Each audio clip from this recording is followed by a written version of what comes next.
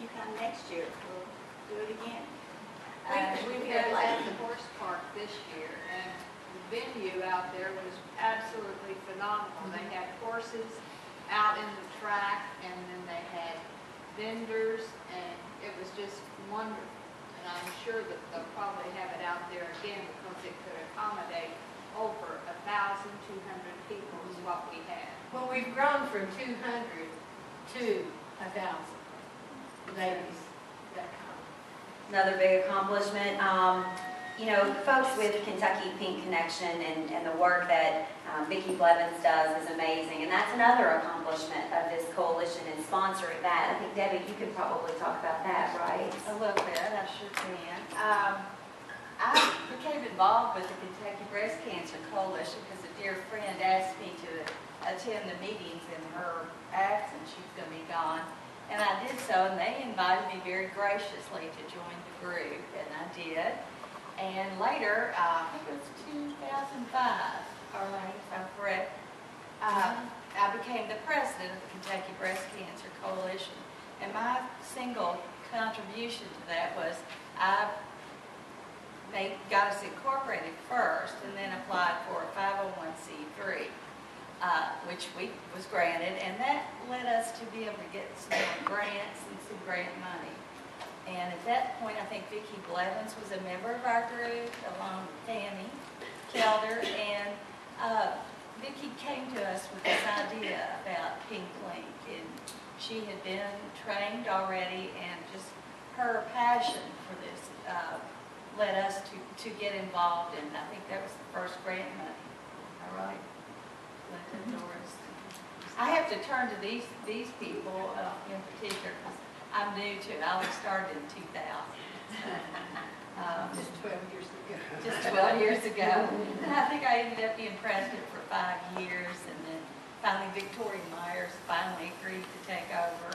And I look around and I see Rebel Baker. Rebel worked with our group, and we've had some great friendship, some great experiences, and we hope that people will want to continue to be involved with the Kentucky Breast Cancer Coalition, Inc., and to go to the website and join us as we move forward. What do you need from folks? Can I get to you? What do people volunteer with you? What can they, if they have something that they'd like to get involved with you, what do you need from folks? What? Okay, yeah, and I think Vicki's going to address some of that later too. But we need people. We need people with enthusiasm, who can get fired up, who can get behind a cause. Because we're not there yet until breast cancer is cured, or that's our goal, and we've got a long ways to go. We don't want to go backwards. I think that's the most important message. Is that now we need to move forward. After they work so hard to get all the legislation passed, we don't want to back up now. Gil? I just wanted to say that it was easy for us to propose legislation, but then somehow it got done. I thought that here in public I would ask for an ESCO. How do you do it? Yeah. I know, I was feeling bad. You were next because we were leaving you out. And I was thinking, we got to get Ernesto in here. I appreciate it. It wasn't me. It was this bunch over here. And really, I was honored to work with this team. And thinking in terms of the lesson for all of you all as advocates to learn from these fine folks that did this back in 1990, 89, 90. And I think one, you have to be, if you encounter something in your fight, in your advocacy that requires legislation, keep in mind what these fine ladies appreciated back in 1990. One is you have a part-time legislature. And so these folks have got their lives doing other things, and legislating is just a small part of their life, and that you're going to have to educate and teach them.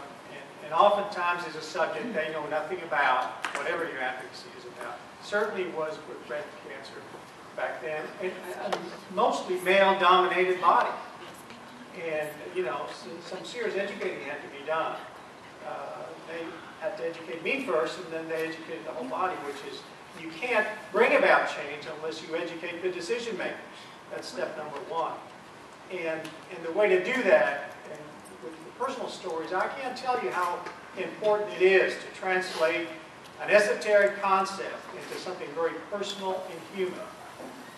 I can still remember even the battle over the seatbelts, you know, how the insurance companies in that case were smart enough to find somebody in everybody's district that had a car accident where a seatbelt was an issue, whether it helped them or it didn't help them because they weren't using them.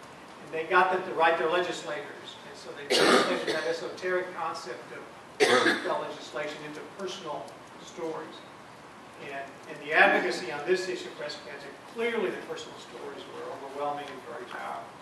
And the grassroots that Gil mentioned, I mean, I can't tell you, these ladies and the bonds that were created through the Thursday group all over the state were so powerful. And talk about bipartisanship, you know, I wish Washington had a dose of the Thursday group, you know. I mean, they could go through all kinds of barriers by that human connection, and it was so powerful. And it's hard to resist. The political system has a hard time resisting when there is tremendous grassroots organizing. And when it's focused, it's educated, it's targeted, that's very powerful. And let me tell you, these fine ladies taught us all how to do it back in 1900. I tell you what.